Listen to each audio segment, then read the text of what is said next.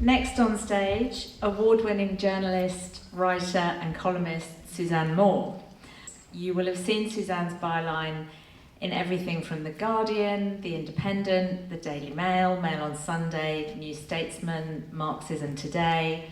There are many more. Suzanne's topics reach far and wide.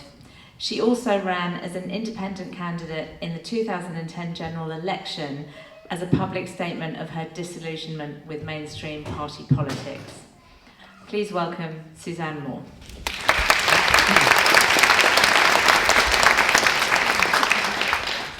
Hi, thanks for asking me. I'm a bit last minute, so I have got notes, and it's very hard to follow Camilla. I think she could have made a bit of an effort, actually, with the... she's misinterpreted the smart casual look, if you ask me.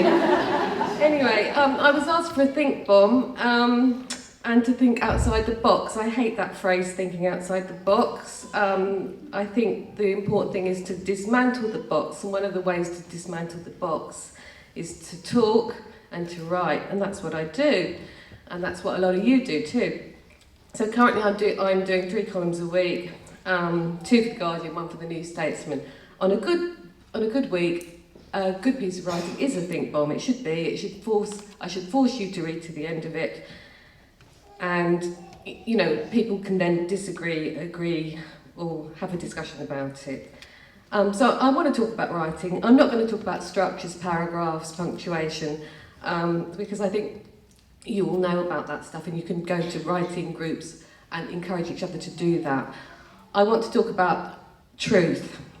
And one of my favourite quotes ever is from Gloria Steinem. She said, "The truth will set you free, but first it will piss you off."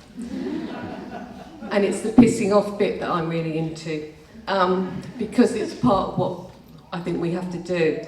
Recently I've written on everything from Reva Steenkamp to the institutional child abuse, and that's big political stuff. And there's also the personal stuff that we all write about, what it's like to be at home with a baby and be bored, what it's like being menopausal at work, what it's like when your teenage children actually hate you, and all of those things that we talk about, that people disagree with. One of the reasons that women feel inhibited in writing is because we want to be liked. We're socialised to be liked. So the biggest thing I want to say today is people don't like you anyway, so you might as well go for it and piss people off with the truth. When I was an editor, 50%, I just thought, without being a feminist, I just assumed 50% of the people that I employed would be women. And I used to phone up, but they weren't, because I used to phone up people and say, I need 2,000 words on climate change, I know you're an expert, I need it in 2 hours. And they'd say, I may be a professor, but I don't really know how to do it. So I'd end up phoning some guy who I knew didn't know as much, and he would say, yeah, sure, I can do it. Now that's the attitude. Don't fear. Don't fear that you're an imposter. Women always feel that we're not good enough. We are good enough. And if you don't feel good enough, just pretend to be good enough. I wasn't supposed to be here today. It was supposed to be Narina Hertz, who's a brilliant economist, and you've got me. See, I'm already apologising for not being good enough.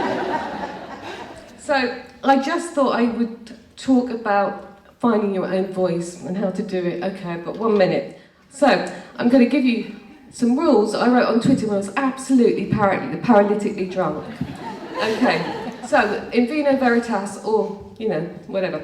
1, if you want to write, read. There is no shortcut there. 2, care. If you don't care about your subject, I'm not going to care about it when I read about it. 3, a little passion goes a long way. The retrieval of information doesn't. We live in the internet age. 4, no one else has your voice. You may not be able to sing, but you can love singing. Loving is much harder than hating in writing. 5, never wear headphones in public. Listen to what people tell you. 6, surprise yourself. If you're bored writing, I'm going to be bored reading it. 7, connection is everything. The connection of ideas, the personal and the political, the past and the present. 8, always leave the comfort zone. 9, never think that writing is about writing. It's about living. Live as much as you can. 10, understand for every writer, for every creative person, it's always a battle between ego and insecurity. It is always about a desire to change the world. And that's how we do it. We change it word by word, and I believe we will change it. And my last rule, ignore the rules. Piss everybody off.